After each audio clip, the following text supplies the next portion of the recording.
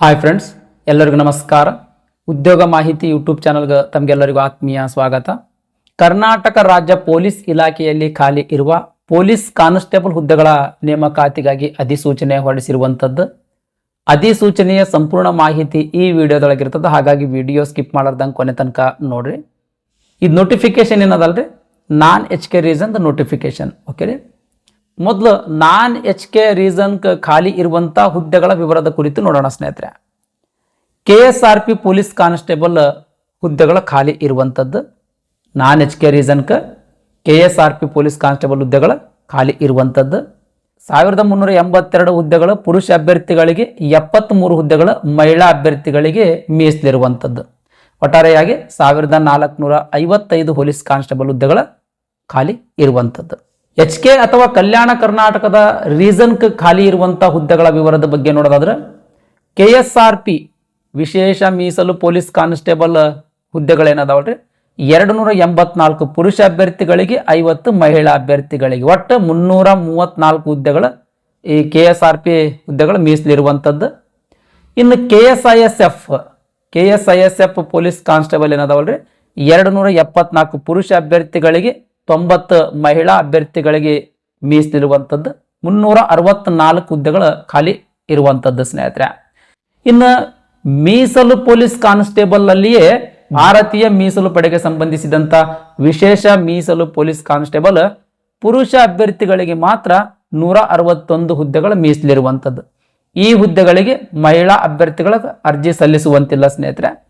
ಒಟ್ಟು 2314 ಹುದ್ದೆಗಳು, 2314 police constable ಹುದ್ದೆಗಳ ನೇಮಕಾತಿಗಾಗಿ ಅಧಿಸೂಚನೆ ಹೊರಡಿಸಿರುವಂಥದ್ದು.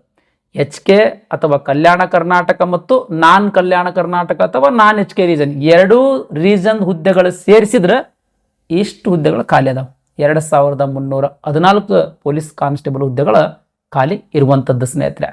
ಈ ಹುದ್ದೆಗಳಿಗೆ KEದ ಅಫೀಸಿಯಲ್ ವೆಬ್ಸೈಟ್ಗೆ ಹೋಗಿ ಆನ್ಲೈನ್ ಮುಖಾಂತರ ಅರ್ಜಿ ಸಲ್ಲಿಸ್ಬೇಕು. ಇಲ್ಲಿ ಲಿಂಕ್ ಕೊಟ್ಟಾರ ನೋಡ್ರಿ, ಅಫೀಸಿಯಲ್ ವೆಬ್ಸೈಟ್ ಕೊಟ್ಟಾರ. ಓಕೆ ರೀ, ಈ ಅಫೀಸಿಯಲ್ ವೆಬ್ಸೈಟ್ಗೆ ಹೋಗಿ ಆನ್ಲೈನ್ ಮುಖಾಂತರ ಅರ್ಜಿ ಸಲ್ಲಿಸ್ಬೇಕು. ಅರ್ಜಿ ಸಲ್ಲಿಸ್ಲಾಕ ಪ್ರಾರಂಭಿಕ ದಿನಾಂಕ July 13, 2026. Next application last date August 10, 2026. ಇನ್ನು ಅಪ್ಲಿಕೇಶನ್ ಫೀ ತುಂಬಕ್ಕೆ ಒಂದು ದಿನ ಟೈಮ್ ಕೊಟ್ಟಾರೆ, ಅಂದ್ರೆ ಆಗಸ್ಟ್ 11, 2026 ಆಗಿರ್ತದೆ. ನೆಕ್ಸ್ಟ್ ಶೈಕ್ಷಣಿಕ ವಿದ್ಯಾರ್ಹತೆ, ಅಂದ್ರೆ ಈ ಹುದ್ದೆಗಳಿಗೆ ಅರ್ಜಿ ಸಲ್ಲಿಸಬೇಕಾಗಿತ್ತು ಅಂದ್ರೆ ಎಜುಕೇಶನ್ ಕ್ವಾಲಿಫಿಕೇಶನ್ ಏನಾಗಿರ್ಬೇಕಂತ ಅನ್ನೋದ್ರ ಬಗ್ಗೆ ನೋಡೋದಾದ್ರೆ, PUC ಪಾಸ್ ಆದ್ರೆ ಸಾಕು ಸ್ನೇಹಿತರೆ. 12ನೇ ತರಗತಿ ಪಾಸ್ ಆಗಿರ್ತಕ್ಕಂಥ ಎಲ್ಲಾ ಅಭ್ಯರ್ಥಿಗಳು ಈ ಪೊಲೀಸ್ ಕಾನ್ಸ್ಟೇಬಲ್ ಹುದ್ದೆಗಳಿಗೆ ಅರ್ಜಿ ಸಲ್ಲಿಸಬಹುದು.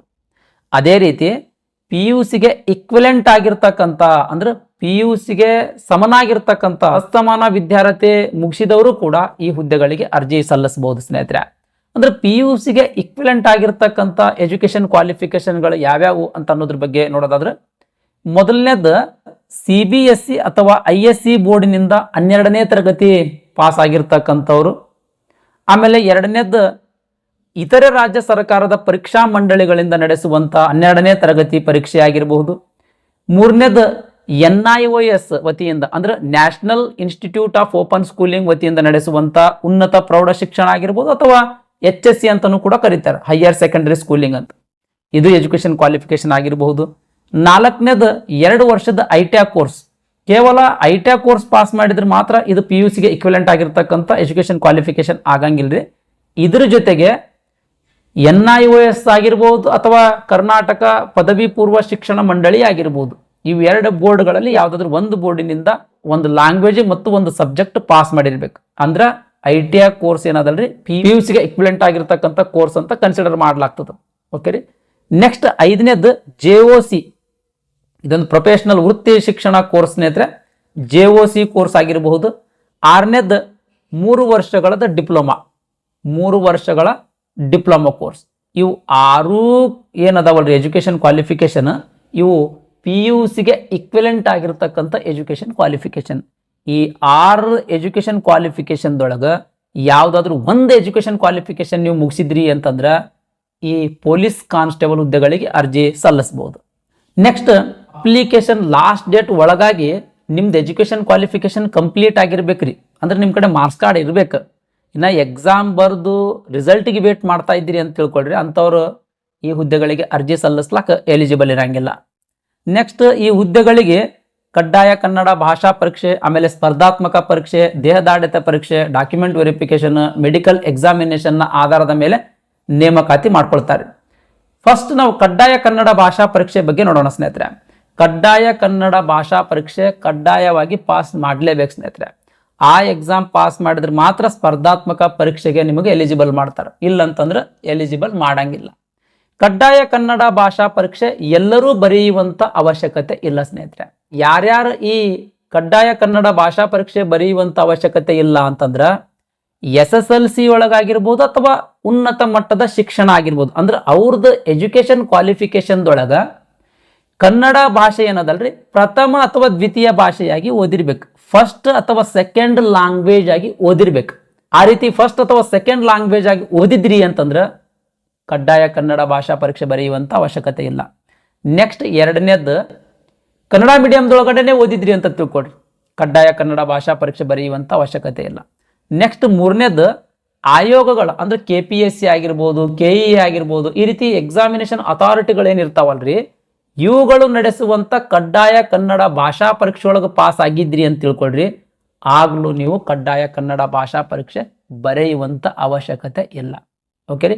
ಈಗ KPSC ಅಥವಾ KE ನಡೆಸ್ತಕ್ಕಂಥ ಕಡ್ಡಾಯ ಕನ್ನಡ ಭಾಷಾ ಪರೀಕ್ಷೆ ನೀವು ಪಾಸ್ ಆಗಿರಿ, ಆದ್ರೆ ನಿಮ್ಮ ಕಡೆ ಸರ್ಟಿಫಿಕೇಟ್ ಇರಲಿಲ್ಲ ಅಂತ ತಿಳ್ಕೊಡ್ರಿ, ಆದರೂ ಕೂಡ ನೀವು ಎಕ್ಸಾಮಿನೇಷನ್ ಬರಿಬೇಕಾಗ್ತದೆ ಸ್ನೇಹಿತರೆ. ಕಡ್ಡಾಯ ಕನ್ನಡ ಭಾಷಾ ಪರೀಕ್ಷೆ ಪಾಸ್ ಆದರೂ ಕೂಡ ನೀವು ಮತ್ತೊಮ್ಮೆ ಕಡ್ಡಾಯ ಕನ್ನಡ ಭಾಷಾ ಪರೀಕ್ಷೆ ಬರಿಬೇಕಾಗ್ತದೆ. ಯಾಕಂದ್ರೆ ನಿಮ್ಮ ಕಡೆ ಸರ್ಟಿಫಿಕೇಟ್ ಇಲ್ಲ. ಸರ್ಟಿಫಿಕೇಟ್ ಇರಲೇಬೇಕು ಸ್ನೇಹಿತರೆ. ಓಕೆ ರೀ. ಕಡ್ಡಾಯ ಕನ್ನಡ ಭಾಷಾ ಪರೀಕ್ಷೆ ಬಹು ಆಯ್ಕೆ ಮಾದರಿಯ ಪ್ರಶ್ನೆಗಳನ್ನು ಒಳಗೊಂಡಿರುವಂಥ ಒಂದು ಎಕ್ಸಾಮ್. 150 ಮಾರ್ಕ್ಸಿಂದ ಎಕ್ಸಾಮ್. ಪಾಸ್ ಆಗಬೇಕಾಗಿತ್ತು ಅಂದ್ರೆ 50 ಮಾರ್ಕ್ಸ್ ತೊಗೋಬೇಕು ಸ್ನೇಹಿತರೆ. 50 ಮಾರ್ಕ್ಸ್ ನೀವು ತೊಗೊಂಡ್ರಿ ಅಂತಂದ್ರೆ ಕಡ್ಡಾಯ ಕನ್ನಡ ಭಾಷಾ ಪರೀಕ್ಷೆ ಪಾಸ್ ಆದಂಗೆ. ಓಕೆ ರೀ. ನೇಮಕಾತಿ ಹಂತ ನೆಕ್ಸ್ಟ್ ಹೇಳ್ತೀನಿ ಸ್ನೇಹಿತರೆ. ಸ್ಪರ್ಧಾತ್ಮಕ ಪರೀಕ್ಷೆ ಕುರಿತು ನೆಕ್ಸ್ಟ್ ಹೇಳ್ತೀನಿ. ಅದಕ್ಕಿಂತ ಮುಂಚೆ ನಾವು ವಯೋಮಿತಿಯ ಬಗ್ಗೆ ಡಿಸ್ಕಸ್ ಮಾಡೋಣ ಸ್ನೇಹಿತರೆ. ಈ ಹುದ್ದೆಗಳಿಗೆ ಅರ್ಜಿ ಸಲ್ಲಿಸಬೇಕಾಗಿತ್ತು ಅಂದ್ರೆ ಕನಿಷ್ಠ 18 ವರ್ಷ ವಯಸ್ಸಾಗಿರ್ಬೇಕು. ಗರಿಷ್ಠ 5 ವರ್ಷಗಳದ ಒಂದು ಬಾರಿಗಾಗಿ ಏಜ್ ರಿಲ್ಯಾಕ್ಸೇಷನ್ ಕೊಟ್ಟಾನ್ರಿ. ಈ 5 ವರ್ಷಗಳ ಒಂದು ಬಾರಿಗಾಗಿ ಏಜ್ ರಿಲ್ಯಾಕ್ಸೇಷನ್ ಒಳಗೊಂಡಂತೆ ಗರಿಷ್ಠ ವಯೋಮಿತಿಯ ಬಗ್ಗೆ ನೋಡೋದಾದ್ರೆ ಜನರಲ್ ಕ್ಯಾಟಗರಿ ಅಭ್ಯರ್ಥಿಗಳಿಗೆ 33 ವರ್ಷಗಳು, SC ST category 1, category 2A 2B 3A 3Bಗೆ ಸೇರಿದ ಅಭ್ಯರ್ಥಿಗಳಿಗೆ 35 ವರ್ಷಗಳು, ಕರ್ನಾಟಕದ ಅರಣ್ಯ ಪ್ರದೇಶಗಳಲ್ಲಿ ವಾಸಿಸುತ್ತಿರುವ ಬುಡಕಟ್ಟು ಅಭ್ಯರ್ಥಿಗಳಿಗೆ 38 ವರ್ಷಗಳು. ಈ ರೀತಿ ಗರಿಷ್ಠ ವಯೋಮಿತಿ ಆಗಿರ್ತದೆ ಸ್ನೇಹಿತರೆ. ಈ ಗರಿಷ್ಠ ವಯೋಮಿತಿಯ ಮೇಲೆ ಇನ್ ಅಡಿಷನ್ ಆಗಿ ಮಾಜಿ ಸೈನಿಕ ಅಭ್ಯರ್ಥಿಗಳಿಗೆ ಎಷ್ಟು ವರ್ಷ ಸೈನ್ಯದೊಳಗೆ ಸೇವೆ ಸಲ್ಲಿಸಿರ್ತಾರೋ ಅದ್ರ ಮೇಲೆ 3 ವರ್ಷದ ಏಜ್ ರಿಲ್ಯಾಕ್ಸೇಷನ್ ನೀಡಲಾಗ್ತದೆ ಸ್ನೇಹಿತರೆ. ಇದಿಷ್ಟು ವಯೋಮಿತಿಯ ಕುರಿತು ಮಾಹಿತಿ. ನೆಕ್ಸ್ಟ್, ವೇತನ ಶ್ರೇಣಿಯ ಕುರಿತು ನೋಡೋದಾದ್ರೆ ಅಂದ್ರೆ ಸ್ಯಾಲರಿ ಬಗ್ಗೆ ನೋಡೋದಾದ್ರೆ ಈ ಹುದ್ದೆಗಳಿಗೆ ಪ್ರತಿ ತಿಂಗಳಿಗೆ 37,500 ರೂಪಾಯಿ ಬೇಸಿಕ್ ಪೇಮೆಂಟ್ ಇರುವಂಥದ್ದು ರೀ. ಇದ್ರ ಮೇಲೆ ಇನ್ ಅಡಿಷನ್ ಆಗಿ ಹಲವಾರು ಅಲವೆನ್ಸಸ್ಗಳು ಕೂಡ ನೀಡಲಾಗ್ತವ. ಆ ಎಲ್ಲ ಅಲವೆನ್ಸಸ್ಗಳು ಸೇರಿಸಿದ್ರೆ ಒಂದು 50,000 ರೂಪಾಯಿ ತನಕ ಪೇಮೆಂಟ್ ನಿಮ್ಮ ಕೈಗೆ ಸಿಗಬಹುದು. ನೆಕ್ಸ್ಟ್, ಅರ್ಜಿ ಶುಲ್ಕ application fee. General category 2A 2B 3A 3Bಗೆ ಸೇರಿದ ಅಭ್ಯರ್ಥಿಗಳಿಗೆ 750 ರೂಪಾಯಿ, SC ST ಕ್ಯಾಟಗರಿ 1 ಮತ್ತು ಮಾಜಿ ಸೈನಿಕ ಅಭ್ಯರ್ಥಿಗಳಿಗೆ 500 ರೂಪಾಯಿ ಅರ್ಜಿ ಶುಲ್ಕ ಇರುವಂಥದ್ದು ರೀ. ಓಕೆ ರೀ. ನೆಕ್ಸ್ಟ್, ನೇಮಕಾತಿ ಹಂತದ ಬಗ್ಗೆ ನೋಡೋಣ ಸ್ನೇಹಿತರೆ. ಈಗಾಗಲೇ ನಾವು ಕಡ್ಡಾಯ ಕನ್ನಡ ಭಾಷಾ ಪರೀಕ್ಷೆ ಕುರಿತು ನೋಡಿದ್ದೀವಿ. ಇವಾಗ ಸ್ಪರ್ಧಾತ್ಮಕ ಪರೀಕ್ಷೆಯ ಕುರಿತು ಮಾಹಿತಿ ನೋಡೋಣ ಸ್ನೇಹಿತರೆ. ನೋಡ್ರಿ, ಸ್ಪರ್ಧಾತ್ಮಕ ಪರೀಕ್ಷೆ ಏನದಲ್ರಿ ಆಫ್ಲೈನ್ನಲ್ಲಿ ಎಕ್ಸಾಮಿನೇಷನ್ ಇರುವಂಥದ್ದು. ಅಂದ್ರೆ OMR ಶೀಟ್ ಕೊಡ್ತಾರ, ಆ OMR ಶೀಟ್ನಲ್ಲಿ ಎಕ್ಸಾಮಿನೇಷನ್ ಬಿಡಿಸ್ಬೇಕು. ಓಕೆ ರೀ. ಈ ಎಕ್ಸಾಮ್ನಲ್ಲಿಯೂ ಕೂಡ ಬಹು ಆಯ್ಕೆ ಮಾದರಿಯ ಪ್ರಶ್ನೆಗಳು ಇರ್ತಾವೆ. ಈ ಎಕ್ಸಾಮ್ ಏನದಲ್ರಿ 100 ಮಾರ್ಕ್ಸಿಂದ ಎಕ್ಸಾಮ್ ಇರ್ತದೆ. 100 ಕ್ವಶನ್ಗಳು ಇರ್ತಾವ. ಪ್ರತಿ ಪ್ರಶ್ನೆಗೆ 1 ಅಂಕ ಅಂತ ನಿಗದಿಪಡಿಸಿರ್ತಾರ. ಅಂದ್ರೆ 100 ಮಾರ್ಕ್ಸಿಂದ ಎಕ್ಸಾಮಿನೇಷನ್ ಇರುವಂಥದ್ದು. 1.5 ತಾಸು ಸಮಯಾವಕಾಶ ಇರ್ತದ್ರಿ. 1.5 ತಾಸದೊಳಗೆ ಈ ಎಕ್ಸಾಮ್ ಬಿಡಿಸ್ಬೇಕು. ನೆಕ್ಸ್ಟ್, ಯಾವ ವಿಷಯದ ಮೇಲೆ ಪ್ರಶ್ನೆಗಳು ಕೇಳ್ತಾರ ಅಂತ ಅನ್ನೋದ್ರ ಬಗ್ಗೆ ನೋಡೋದಾದ್ರೆ ಸಾಮಾನ್ಯ ಅಧ್ಯಯನ ಮತ್ತು ಮಾನಸಿಕ ಸಾಮರ್ಥ್ಯಕ್ಕೆ ಸಂಬಂಧಿಸಿದಂತ ಪ್ರಶ್ನೆಗಳ ಕೇಳ್ತಾರ. ಈ ಎಕ್ಸಾಮ್ದೊಳಗೆ ನೆಗೆಟಿವ್ ವ್ಯಾಲ್ಯೂಯೇಷನ್ ಇರುವಂಥದ್ದು. ಈ ಎಕ್ಸಾಮ್ಗೆ ನೆಗೆಟಿವ್ ವ್ಯಾಲ್ಯೂಯೇಷನ್ ಇರುವಂಥದ್ದು ಸ್ನೇಹಿತರೆ. ಅಂದ್ರೆ ಬಹು ಆಯ್ಕೆ ಮಾದರಿಯ ಪ್ರಶ್ನೆಗಳು ಇರ್ತಾವೆ. ಅಂದ್ರೆ ಪ್ರತಿ ಪ್ರಶ್ನೆಗೆ 1 2 3 4 5 ಅಂತ ಆಪ್ಷನ್ಗಳಿರ್ತಾವೆ. ಸರಿ ಉತ್ತರ ನೀಡಿರಿ ಅಂತ ತಿಳ್ಕೊಳ್ರಿ. ಪ್ರತಿ ಸರಿ ಉತ್ತರಕ್ಕೆ 1 ಅಂಕ ನಿಮಗೆ ನೀಡ್ತಾರೆ. ಸರಿ ಉತ್ತರ ನೀಡುವಲ್ಲಿ ತಪ್ಪು ಉತ್ತರ ನೀಡಿರಿ ಅಂತ ತಿಳ್ಕೊಳ್ರಿ. ಪ್ರತಿ ತಪ್ಪು ಉತ್ತರಕ್ಕೆ 0.25 ಮಾರ್ಕ್ಸ್ ಡಿಡಕ್ಟ್ ಮಾಡ್ತಾರೆ ಸ್ನೇಹಿತರೆ. ನೆಕ್ಸ್ಟ್ ಇಲ್ಲಿ 5ನೇ ಆಪ್ಷನ್ ಒಂದಿರ್ತದೆ. ABCD ಒಳಗನೆ ಆಪ್ಷನ್ಸ್ಗಳಿರ್ತಾವ. ABCDಯಲ್ಲಿ ನೀವು ಯಾವುದಾದ್ರೂ ಸರಿಯಾದ ಉತ್ತರ ಟಿಕ್ ಮಾಡ್ಬೇಕು. ಇನ್ ಕೇಸ್ ನಿಮಗೆ ಉತ್ತರ ಗೊತ್ತಿರಲಿಲ್ಲ ಅಂತ ತಿಳ್ಕೊಳ್ರಿ, 5ನೇ ಆಪ್ಷನ್ ಟಿಕ್ ಮಾಡ್ಬೇಕು ಸ್ನೇಹಿತರೆ. ಅಂದ್ರೆ 5ನೇ ಆಪ್ಷನ್ OMR ಶೀಟ್ ಒಳಗೆ ಶೇಡ್ ಮಾಡ್ಬೇಕು. ಇನ್ ಕೇಸ್ ಈ 5ನೇ ಆಪ್ಷನ್ ಶೇಡ್ ಮಾಡಲಿಲ್ಲ ಅಂತ ತಿಳ್ಕೊಳ್ರಿ, ಈ ಶೇಡ್ ಮಾಡದೇ ಇರುವಂಥ ಅಂದ್ರೆ ಉತ್ತರಿಸದೇ ಇರುವಂಥ ಪ್ರಶ್ನೆಗಳಿಗೂ ಕೂಡ 0.25 ಮಾರ್ಕ್ಸ್ ಡಿಡಕ್ಟ್ ಮಾಡ್ತಾರೆ ಸ್ನೇಹಿತರೆ. ಹಾಗಾಗಿ 5 ನಿಮಿಷ ನಿಮಗೆ ಕಾಲಾವಕಾಶ ಕೊಟ್ಟಿರ್ತಾರೆ. ಎಕ್ಸಾಮ್ ಟೈಮ್ ಮುಗಿದ ಮೇಲೂ ಕೂಡ 5 ನಿಮಿಷ ನಿಮಗೆ ಕಾಲಾವಕಾಶ ಕೊಟ್ಟಿರ್ತಾರೆ. ಆ 5 ನಿಮಿಷದೊಳಗೆ ಯಾವ ಪ್ರಶ್ನೆಗಳಿಗೆ ನೀವು ಉತ್ತರ ಟಿಕ್ ಮಾಡಿಲ್ಲೋ ಆ ಎಲ್ಲ ಪ್ರಶ್ನೆಗಳಿಗೆ 5ನೇ ಆಪ್ಷನನ್ನು ಟಿಕ್ ಮಾಡ್ಬೇಕು ಸ್ನೇಹಿತರೆ. ಟಿಕ್ ಮಾಡಿಲ್ಲ ಅಂತಂದ್ರೆ 0.25 ಮಾರ್ಕ್ಸ್ ಡಿಡಕ್ಟ್ ಮಾಡ್ತಾರೆ. ಈ ಎಕ್ಸಾಮ್ ಯಾವಾಗ ಇರ್ತಾವ ಅಂತ ಅನ್ನೋದ್ರ ಬಗ್ಗೆ ನೋಡೋದಾದ್ರೆ, ಕಡ್ಡಾಯ ಕನ್ನಡ ಭಾಷಾ ಪರೀಕ್ಷೆದ ಡೇಟ್ ಮೆನ್ಷನ್ ಮಾಡಿಲ್ರಿ, ತದನಂತರದಲ್ಲಿ ತಿಳಿಸಲಾಗುವುದು ಅಂತ ಮೆನ್ಷನ್ ಮಾಡಿರುವಂಥದ್ದು. ಈ ಲಿಖಿತ ಪರೀಕ್ಷೆ ಏನದಲ್ರಿ, ಈ ಲಿಖಿತ ಪರೀಕ್ಷೆ ಸೆಪ್ಟೆಂಬರ್ 20, 2026 ನಡೆಸಲಾಗುವುದು ಅಂತ ಒಂದು ಟೆಂಟೇಟಿವ್ ಡೇಟನ್ನು ಕೊಟ್ಟಿರುವಂಥದ್ದು. ಸೆಪ್ಟೆಂಬರ್ 20, 2026 ಬೆಳಿಗ್ಗೆ 10:30ರಿಂದ ಮಧ್ಯಾಹ್ನ 12ರವರೆಗೆ ಎಕ್ಸಾಮ್ ನಡೆಸಲಾಗ್ತದೆ ರೀ. ಓಕೆ ರೀ. ಈ ಎಕ್ಸಾಮ್ದೊಳಗೆ ಅತಿ ಹೆಚ್ಚು ಅಂಕ ಗಳಿಸಿರ್ತಕ್ಕಂಥ ಒಂದು ಹುದ್ದೆಗೆ 5 ಜನ ಅಭ್ಯರ್ಥಿಗಳಂತೆ ದೇಹದಾಢ್ಯತೆ ಎಕ್ಸಾಮ್ಗೆ ಸೆಲೆಕ್ಟ್ ಮಾಡ್ತಾರೆ. ನೆಕ್ಸ್ಟ್ ದೇಹದಾಢ್ಯತೆ ಎಕ್ಸಾಮಿನೇಷನ್ ಬಗ್ಗೆ ನೋಡೋದಾದ್ರೆ ನೋಡ್ರಿ, ಈ ಎಕ್ಸಾಮ್ದ ಡೇಟ್ ಏನದಲ್ರಿ, ಇಲ್ಲಿ 2 ಅಫೀಸಿಯಲ್ ವೆಬ್ಸೈಟ್ ಕೊಟ್ಟಾರೆ. ಈ ಅಫೀಸಿಯಲ್ ವೆಬ್ಸೈಟ್ನಾಗ ತದನಂತರದಲ್ಲಿ ಪ್ರಕಟಣೆ ಮಾಡ್ತಾರೆ, ಪಬ್ಲಿಷ್ ಮಾಡ್ತಾರೆ ಸ್ನೇಹಿತರೆ. ಹಾಗಾಗಿ ಈ ವೆಬ್ಸೈಟನ್ನು ನೋಡ್ತಾ ಇರಬೇಕು. ಓಕೆ ರೀ. ನೆಕ್ಸ್ಟ್ ಡೇಟ್ ಪಬ್ಲಿಷ್ ಮಾಡಿದ ಮೇಲೆ ಹಾಲ್ ಟಿಕೆಟ್ ಡೌನ್ಲೋಡ್ ಮಾಡ್ಲಿಕ್ಕೆ ಆಪ್ಷನ್ ಕೊಟ್ಟಿರ್ತಾರೆ. ನೀವು ಆ ಹಾಲ್ ಟಿಕೆಟನ್ನು ಡೌನ್ಲೋಡ್ ಮಾಡ್ಕೊಳ್ಬೇಕು. ಈ ಎಕ್ಸಾಮ್ಗೆ ಹೋಗ್ಬೇಕಾದ್ರೆ, ದೇಹದಾಢ್ಯತೆ ಪರೀಕ್ಷೆಗೆ ಹೋಗಬೇಕಾದ್ರೆ ಆ ಹಾಲ್ ಟಿಕೆಟ್ ಜೊತೆಗೆ ನಿಮ್ದು ಅಪ್ಲಿಕೇಶನ್ ಪ್ರಿಂಟ್ ಇರ್ತದಲ್ರಿ, ಆ ಅಪ್ಲಿಕೇಶನ್ ಆಮೇಲೆ ಇವುಗಳಲ್ಲಿ ಯಾವುದಾದ್ರೂ ಒಂದು ID ಪ್ರೂಫ್, ಇವುಗಳಲ್ಲಿ ಯಾವುದಾದ್ರೂ ಒಂದು ID ಪ್ರೂಫನ್ನು ನೀವು ತೊಗೊಂಡು ಹೋಗ್ಬೇಕಾಗ್ತದೆ ಸ್ನೇಹಿತರೆ. ಇನ್ ಕೇಸ್ ಇದು 3ದೊಳಗೆ ಯಾವುದಾದ್ರೂ ಒಂದು ಡಾಕ್ಯುಮೆಂಟ್ ಮಿಸ್ ಮಾಡಿದ್ರೂ ಕೂಡ ನಿಮಗೆ ಎಕ್ಸಾಮಿನೇಷನ್ಗೆ ಅಲೋ ಮಾಡಂಗಿಲ್ಲ. ನೆಕ್ಸ್ಟ್ ದೇಹದಾಢ್ಯತೆ ಪರೀಕ್ಷೆ ಬಗ್ಗೆ ನೋಡೋದಾದ್ರೆ, ಅಂದ್ರೆ ಫಿಸಿಕಲ್ ಸ್ಟ್ಯಾಂಡರ್ಡ್ ಟೆಸ್ಟ್ ಬಗ್ಗೆ ನೋಡೋದಾದ್ರೆ, ಪುರುಷ ಮತ್ತು ಮಾಜಿ ಸೈನಿಕ ಅಭ್ಯರ್ಥಿಗಳಿಗೆ ಇವ್ರದ್ದು ಕನಿಷ್ಠ ಎತ್ತರ 168 ಸೆಂಟಿಮೀಟರ್ ಇರಬೇಕ್ರಿ. ಹೈಟ್ ಎಷ್ಟು ಇರಬೇಕ್ರಿ? 168 ಸೆಂಟಿಮೀಟರ್ ಹೈಟ್ ಇರಬೇಕು. ನೆಕ್ಸ್ಟ್ ಎದೆ ಸುತ್ತಳತೆ ಕನಿಷ್ಠ 86 ಸೆಂಟಿಮೀಟರ್ ಎದೆ ಸುತ್ತಳತೆ ಇರಬೇಕು. ಪೂರ್ತಿ ವಿಸ್ತರಣೆ ಮಾಡಿದಾಗ 5 ಸೆಂಟಿಮೀಟರ್ ವಿಸ್ತರಣೆಯಾಗಿ ಅಂದ್ರೆ ಎಕ್ಸ್ಪಾನ್ಷನ್ ಆಗಿ 91 ಸೆಂಟಿಮೀಟರ್ ಆಗಬೇಕ್ರಿ. ಇನ್ನು ಮಹಿಳಾ ಅಭ್ಯರ್ಥಿಗಳದ ಹೈಟ್ ಏನದಲ್ರಿ 158 ಸೆಂಟಿಮೀಟರ್ ಇರಬೇಕು. ಇವರಿಗೆ ಇಲ್ಲಿ ಚೆಸ್ಟ್ ಅಪ್ಲಿಕೇಬಲ್ ಆಗಂಗಿಲ್ರಿ. ವೇಟ್ 45 kg ಇರಬೇಕ್ರಿ. ಮಹಿಳಾ ಅಭ್ಯರ್ಥಿಗಳದ ವೇಟ್ 45 kg ಇರಬೇಕ್ರಿ. ನೆಕ್ಸ್ಟ್ ಕರ್ನಾಟಕ ಅರಣ್ಯ ಪ್ರದೇಶಗಳಲ್ಲಿ ವಾಸಿಸುತ್ತಿರುವ ಬುಡಕಟ್ಟು ಪುರುಷ ಅಭ್ಯರ್ಥಿಗಳ ಬಗ್ಗೆ ನೋಡೋದಾದ್ರೆ, ಇವ್ರದ್ದು ಕನಿಷ್ಠ ಎತ್ತರ 155 ಸೆಂಟಿಮೀಟರ್ ಇರಬೇಕು. ಕನಿಷ್ಠ ಎದೆ ಸುತ್ತಳತೆ 75 ಸೆಂಟಿಮೀಟರ್ ಇರಬೇಕು. ಎದೆ ಹಿಗ್ಗಿಸಿದಾಗ 5 ಸೆಂಟಿಮೀಟರ್ ಎಕ್ಸ್ಪಾನ್ಷನ್ ಆಗಂಗಿರ್ಬೇಕು ಸ್ನೇಹಿತರೆ. ಓಕೆ ರೀ. ನೆಕ್ಸ್ಟ್ ಇನ್ನು ಅದೇ ಕರ್ನಾಟಕ ಅರಣ್ಯ ಪ್ರದೇಶಗಳಲ್ಲಿ ವಾಸ ಮಾಡುವಂಥ ಬುಡಕಟ್ಟು ಮಹಿಳೆಯ ಅಭ್ಯರ್ಥಿಗಳಿದ್ರು ಅಂತ ತಿಳ್ಕೊಳ್ರಿ, ಅವ್ರದ್ದು ಹೈಟ್ 150 ಸೆಂಟಿಮೀಟರ್ ಇರಬೇಕು. ಕನಿಷ್ಠ ಅಂದರೆ ಮಿನಿಮಮ್ ಹೈಟ್ 150 ಸೆಂಟಿಮೀಟರ್ ಇರಬೇಕು. ಕನಿಷ್ಠ ವೇಟ್ ಏನದಲ್ರಿ 45 kg ಇರಬೇಕು. ಇದಿಷ್ಟು ದೇಹದಾಢ್ಯತೆ ಕುರಿತು ಮಾಹಿತಿ. ಈ ಪ್ರಕಾರ ನಿಮ್ಮ ದೇಹದಾಢ್ಯತೆ ಅಂದ್ರೆ ನಿಮ್ಮದು ಫಿಸಿಕಲ್ ಸ್ಟ್ಯಾಂಡರ್ಡ್ ಇರಬೇಕು ಸ್ನೇಹಿತರೆ. ಓಕೆ ರೀ. ಇದರಲ್ಲಿ ಪಾಸ್ ಆದ್ರಿ ಅಂತ ತಿಳ್ಕೊಳ್ರಿ, ನೆಕ್ಸ್ಟ್ ಫಿಸಿಕಲ್ ಎಂಡ್ಯೂರೆನ್ಸ್ ಟೆಸ್ಟಿಗೆ ಸೆಲೆಕ್ಟ್ ಮಾಡ್ತಾರೆ, ಅಂದ್ರೆ ದೈಹಿಕ ಸಹಿಷ್ಣುತಾ ಪರೀಕ್ಷೆಗೆ ಸೆಲೆಕ್ಟ್ ಮಾಡ್ತಾರೆ. ಓಕೆ ರೀ. ನೆಕ್ಸ್ಟ್ ಈ ದೈಹಿಕ ಸಹಿಷ್ಣುತಾ ಪರೀಕ್ಷೆಯ ಬಗ್ಗೆ ನೋಡೋದಾದ್ರೆ, ಪುರುಷ ಅಭ್ಯರ್ಥಿಗಳಿಗೆ 1600 ಮೀಟರ್ ಓಟ ಇರ್ತದೆ. 1600 ಮೀಟರ್ ಓಟ ಇರ್ತದೆ, ರನ್ನಿಂಗ್ ಇರ್ತದೆ. 6 ನಿಮಿಷ 30 ಸೆಕೆಂಡ್ದೊಳಗೆ ಅಂದ್ರೆ 6.5 ನಿಮಿಷದೊಳಗೆ ಕಂಪ್ಲೀಟ್ ಮಾಡಬೇಕು. 6.5 ನಿಮಿಷದೊಳಗೆ ಈ 1600 ಮೀಟರ್ ರನ್ನಿಂಗನ್ನು ಕಂಪ್ಲೀಟ್ ಮಾಡಬೇಕ್ರಿ. ನೆಕ್ಸ್ಟ್ ಎರಡನೇದ್ದು ಉದ್ದ ಜಿಗಿತ ಅಥವಾ ಎತ್ತರ ಜಿಗಿತ. ಈ ಎರಡರೊಳಗೆ ಯಾವುದಾದ್ರೂ ಒಂದನ್ನು ನೀವು ಪಾಸ್ ಮಾಡ್ಬೇಕು ಸ್ನೇಹಿತರೆ. 2 ಪಾಸ್ ಮಾಡುವಂಥ ಅವಶ್ಯಕತೆ ಇಲ್ಲ. ಎರಡರೊಳಗೆ ಯಾವುದಾದ್ರೂ ಒಂದು ಪಾಸ್ ಮಾಡ್ಬೇಕು. 3 ಟೈಮ್ ಚಾನ್ಸ್ ಕೊಡ್ತಾರೆ ನಿಮ್ಗೆ, 3 ಚಾನ್ಸ್ ಇರ್ತಾವೆ. ಉದ್ದ ಜಿಗಿತ ನೋಡ್ರಿ, 3.80 ಮೀಟರ್ಗಿಂತ ಕಡಿಮೆ ಇಲ್ಲದಂಗೆ ಉದ್ದ ಜಿಗಿಬೇಕು. ಉದ್ದ ಎಷ್ಟು ಜಿಗಿಬೇಕ್ರಿ? 3.80 ಮೀಟರ್ ಕಡಿಮೆ ಇಲ್ಲದಂಗೆ ಉದ್ದ ಜಿಗಿಬೇಕು. ಇನ್ನು ಎತ್ತರ ಜಿಗಿಯೋದಾದ್ರೆ 1.20 ಮೀಟರ್ಗಿಂತ ಕಡಿಮೆ ಇಲ್ಲದಂಗೆ ಹೈಟ್ ಜಿಗಿಬೇಕು ಸ್ನೇಹಿತರೆ. ಇವು ಎರಡರೊಳಗೆ ಯಾವುದಾದ್ರೂ ಒಂದು ಕಂಪಲ್ಸರಿ ಪಾಸ್ ಮಾಡಲೇಬೇಕು ಸ್ನೇಹಿತರೆ. ನಿಮಗೆ 3 ಚಾನ್ಸ್ಗಳು ಕೊಡ್ತಾರೆ. ನೆಕ್ಸ್ಟ್ ಗುಂಡು ಎಸೆತ 7.26 kg ಗುಂಡು ಇರ್ತದೆ, ಅಂದ್ರೆ ಅಷ್ಟು ವೇಟಿಂದ ಗುಂಡು ಇರ್ತದ. 5.60 ಮೀಟರ್ಗಿಂತ ಹೆಚ್ಚಿಗೆ ದೂರ ಎಸಿಬೇಕು ಸ್ನೇಹಿತರೆ. ಇದಕ್ಕೂ ಕೂಡ 3 ಚಾನ್ಸ್ ಕೊಡ್ತಾರೆ ನಿಮ್ಗೆ. ಓಕೆ ರೀ, ಈ ರೀತಿ ಇವು 3 ಅಂಶಗಳನ್ನು ನೀವು ಪಾಸ್ ಮಾಡಬೇಕು ಸ್ನೇಹಿತರೆ. ಇನ್ನು ಮಹಿಳಾ ಮತ್ತು ಮಾಜಿ ಸೈನಿಕ ಅಭ್ಯರ್ಥಿಗಳಿಗೆ 400 ಮೀಟರ್ ರನ್ನಿಂಗ್ ಇರ್ತದೆ, 1.5 ನಿಮಿಷದ ಕಂಪ್ಲೀಟ್ ಮಾಡಬೇಕು. 400 ಮೀಟರ್ ರನ್ನಿಂಗನ್ನು 1.5 ನಿಮಿಷದ ಕಂಪ್ಲೀಟ್ ಮಾಡಬೇಕು. ನೆಕ್ಸ್ಟ್ ಉದ್ದ ಜಿಗಿತ ಅಥವಾ ಎತ್ತರ ಜಿಗಿತ ಎರಡರೊಳಗೆ ಒಂದು ಪಾಸ್ ಮಾಡಬೇಕು. ಉದ್ದ ಜಿಗಿತ ನೋಡ್ರಿ 2.5 ಮೀಟರ್ಗಿಂತ ಹೆಚ್ಚಿಗೆ ಉದ್ದ ಜಿಗಿಬೇಕು.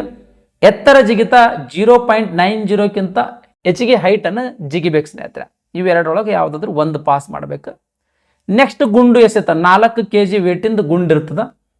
3.75 ಮೀಟರ್ಗಿಂತ ಹೆಚ್ಚಿಗೆ ದೂರ ನೀವು ಎಸಿಬೇಕು ಸ್ನೇಹಿತರೆ. 3 ಚಾನ್ಸ್ ಕೊಡ್ತಾರೆ. ಇದಿಷ್ಟು ದೈಹಿಕ ಸಹಿಷ್ಣುತಾ ಪರೀಕ್ಷೆ. ಇವು ಕಂಪಲ್ಸರಿ ಪಾಸ್ ಮಾಡಲೇಬೇಕು ಸ್ನೇಹಿತರೆ. ಈ ದೈಹಿಕ ಸಹಿಷ್ಣುತೆ ಪರೀಕ್ಷೆ ಪಾಸ್ ಮಾಡಿರ್ತಕ್ಕಂಥ ಒಂದು ಹುದ್ದೆಗೆ 2 ಜನ ಅಭ್ಯರ್ಥಿಗಳಂತೆ ಮೆಡಿಕಲ್ ಎಕ್ಸಾಮಿನೇಷನ್ ಸೆಲೆಕ್ಟ್ ಮಾಡ್ತಾರೆ. Next medical examination, document verification ಅವೆಲ್ಲ ಇರ್ತಾವ. ಅಲ್ಲೆಲ್ಲನೂ ನೀವು ಪಾಸ್ ಆದ್ರಿ ಅಂತಂದ್ರೆ ನಿಮಗೆ ನೇಮಕಾತಿ ಮಾಡ್ಕೊಳ್ತಾರೆ. ಇದಿಷ್ಟು ನೇಮಕಾತಿ ಪ್ರಕ್ರಿಯೆ ಕುರಿತು ಮಾಹಿತಿ ಸ್ನೇಹಿತರೆ. ನೆಕ್ಸ್ಟ್ ಮೋಸ್ಟ್ ಇಂಪಾರ್ಟೆಂಟ್ ಸ್ನೇಹಿತರೆ, ಅಪ್ಲಿಕೇಶನ್ ಹಾಕೋದಕ್ಕಿಂತ ಮುಂಚೆ ಅಪ್ಲಿಕೇಶನ್ ಫೀ ತುಂಬುತ್ತೀರಿ. ಆ ಅಪ್ಲಿಕೇಶನ್ ಫೀ ತುಂಬಿದ ಮೇಲೆ ಒಂದು ಅಕ್ನಾಲೇಜ್ಮೆಂಟ್ ಜನರೇಟ್ ಆಗ್ತದೆ ರೀ. ಆ ಅಕ್ನಾಲೇಜ್ಮೆಂಟ್ ಆಮೇಲೆ ಅಪ್ಲಿಕೇಶನ್ ಫೈನಲ್ ಸಬ್ಮಿಟ್ ಮಾಡಿದ ಮೇಲೆ ಅಪ್ಲಿಕೇಶನ್ ಒಂದು ಜನರೇಟ್ ಆಗ್ತದೆ. ಇವೆರಡನ್ನು ನಿಮ್ಮ ಕಡೆ ಈ ನೇಮಕಾತಿ ಹಂತ ಪ್ರಕ್ರಿಯೆ ಮುಗಿಯೋ ತನಕ ಇಟ್ಕೊಳ್ಬೇಕು ರೀ.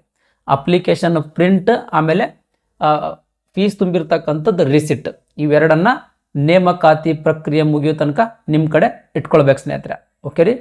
ಆಮೇಲೆ ಅಭ್ಯರ್ಥಿಗಳ ಅರ್ಜಿ ಸಲ್ಲಿಸಬೇಕಾದ್ರೆ ಕೇರ್ಫುಲ್ಲಿ ನೋಡಿ ಅಪ್ಲಿಕೇಶನನ್ನು ತುಂಬ್ರಿ ಸ್ನೇಹಿತರೆ. ಯಾಕಂತಂದ್ರೆ ಒಮ್ಮೆ ಅರ್ಜಿ ತುಂಬಿ ಅಪ್ಲಿಕೇಶನ್ ಸಬ್ಮಿಟ್ ಮಾಡಿರಿ ಅಂತ ತಿಳ್ಕೊಳ್ರಿ, ಯಾವುದೇ ಹಂತದಲ್ಲಿ ಅಥವಾ ಯಾವುದೇ ರೀತಿಯ ತಿದ್ದುಪಡಿಗಳನ್ನು ಮಾಡುವಂತೆ ನೀವೇನಾದರೂ KA ಬೋರ್ಡಿಗೆ ರಿಕ್ವೆಸ್ಟ್ ಮಾಡ್ಕೊಂಡಿರಿ ಅಂತ ತಿಳ್ಕೊಳ್ರಿ, ಆ ರಿಕ್ವೆಸ್ಟ್ ಮಾನ್ಯ ಮಾಡಂಗಿಲ್ಲ. ನಿಮ್ಮದು ರಿಕ್ವೆಸ್ಟ್ ಅವರು ಪರಿಗಣನೆಗೆ ತಗೊಳಂಗಿಲ್ಲ ಸ್ನೇಹಿತರೆ. ಅಂದ್ರೆ ಈಗೇನು ಅಪ್ಲಿಕೇಶನ್ ಹಾಕ್ತೀರಿ ಅದನ್ನು ಕರೆಕ್ಟಾಗಿ ನೋಡಿ ಹಾಕ್ರಿ. ನೆಕ್ಸ್ಟ್ ಮೋಸ್ಟ್ ಇಂಪಾರ್ಟೆಂಟ್ ಸ್ನೇಹಿತರೆ, ಹುದ್ದೆಗಳ ವರ್ಗೀಕರಣದಲ್ಲಿ ಪ್ರಕಟಿಸಿದಂಥ ಯಾವುದಾದ್ರೂ ಒಂದು ಪಡೆಗೆ ಅಂದ್ರೆ ಒಂದು ಬೆಟಾಲಿಯನ್ಗೆ ಮಾತ್ರ ಅರ್ಜಿ ಸಲ್ಲಿಸ್ಬೇಕ್ರಿ. ಒಂದಕ್ಕಿಂತ ಹೆಚ್ಚು ಬೆಟಾಲಿಯನ್ಗೆ ಅರ್ಜಿ ಸಲ್ಲಿಸುವಂತಿಲ್ಲ. ಯಾವುದಾದ್ರೂ ಒಂದು ಬೆಟಾಲಿಯನ್ಗೆ ನೀವು ಅರ್ಜಿ ಸಲ್ಲಿಸ್ಬೇಕು. ಓಕೆ ರೀ. ನೆಕ್ಸ್ಟ್ ಉದ್ಯೋಗಕ್ಕಾಗಿ ಪಡೆದ ಜಾತಿ ಮತ್ತು ಆದಾಯ ಪ್ರಮಾಣ ಪತ್ರಗಳನ್ನು ಮಾತ್ರ ಪರಿಗಣಿಸಲಾಗ್ತದೆ ರೀ. ಈಗ ನೀವು ಕಾಸ್ಟ್ ಇನ್ಕಮ್ ಸರ್ಟಿಫಿಕೇಟ್ ಏನು ತೆಗೆಸ್ತಿರಲ್ರಿ, ಅದು ಉದ್ಯೋಗಕ್ಕಾಗಿ ಅಂತಲೇ ತೆಗೆಸಿರ್ಬೇಕು. ಶಿಕ್ಷಣ ಅಥವಾ ಇತರೆ ಸೌಲಭ್ಯಗಳಿಗಾಗಿ ತೆಗೆಸಿರ್ತಕ್ಕಂಥ ಕಾಸ್ಟ್ ಇನ್ಕಮ್ ಸರ್ಟಿಫಿಕೇಟ್ ವ್ಯಾಲಿಡ್ ಆಗಂಗಿಲ್ಲ ಸ್ನೇಹಿತರೆ. ಉದ್ಯೋಗಕ್ಕಾಗಿ ಅಂತಲೇ ಕಾಸ್ಟ್ ಇನ್ಕಮ್ ಸರ್ಟಿಫಿಕೇಟನ್ನು ತೆಗೆಸಿರ್ಬೇಕ್ರಿ. ಓಕೆ ರೀ. ಆಮೇಲೆ ಹಿಂದುಳಿದ ವರ್ಗಗಳಾದ ಕ್ಯಾಟಗರಿ 2A, 2B, 3A, 3Bಗೆ ಸೇರಿದ ವಿವಾಹಿತ ಮಹಿಳೆಯರಿದ್ರು ಅಂತ ತಿಳ್ಕೊಳ್ರಿ. ಅಂದ್ರೆ ಮದುವೆಯಾಗಿರುವಂಥ ಮಹಿಳೆಯರಿದ್ರು ಅಂತಂದ್ರೆ ಅವರ ಪತಿಯ ಹೆಸರಿನೊಂದಿಗೆ ಜಾರಿಯಾಗಿರ್ತಕ್ಕಂಥ ಜಾತಿ ಮತ್ತು ಆದಾಯ ಪ್ರಮಾಣ ಪತ್ರವನ್ನು ತೆಗೆಸಿರ್ಬೇಕ್ರಿ ಸ್ನೇಹಿತರೆ. ಅವರ ಗಂಡನ ಹೆಸರಿರುವಂಥ ಆದಾಯ ಮತ್ತು ಅಂದ್ರೆ ಕಾಸ್ಟ್ ಆ್ಯಂಡ್ ಇನ್ಕಮ್ ಸರ್ಟಿಫಿಕೇಟನ್ನು ತೆಗೆಸಿರ್ಬೇಕು ಸ್ನೇಹಿತರೆ. ಓಕೆ ರೀ. ಇದಿಷ್ಟು ಕರ್ನಾಟಕ ರಾಜ್ಯ ಪೊಲೀಸ್ ಇಲಾಖೆಯಲ್ಲಿ ಖಾಲಿ ಇರುವ ಪೊಲೀಸ್ ಕಾನ್ಸ್ಟೇಬಲ್ ಹುದ್ದೆಗಳ ನೇಮಕಾತಿಗಾಗಿ ಹೊರಡಿಸಿರುವಂಥ ಅಧಿಸೂಚನೆಯ ಸಂಪೂರ್ಣ ಮಾಹಿತಿಯಾಗಿತ್ತು. ಈ ವಿಡಿಯೋ ನಿಮ್ಗೆ ಇಷ್ಟ ಆಗಿತ್ತು ಅಂದರೆ ದಯಮಾಡಿ ಲೈಕ್ ಬಟನ್ ಮೇಲೆ ಪ್ರೆಸ್ ಮಾಡಿರಿ. ಅದೇ ರೀತಿ ನಿಮ್ಮ ಫ್ರೆಂಡ್ಸರಿಗೂ ಕೂಡ ಶೇರ್ ಮಾಡಿರಿ ಅಂತ ವಿನಂತಿಸಿಕೊಳ್ತಾ ಇವತ್ತಿನ ವಿಡಿಯೋ ಮುಗಿಸ್ತಾ ಇದ್ದೀನಿ. ಧನ್ಯವಾದಗಳು.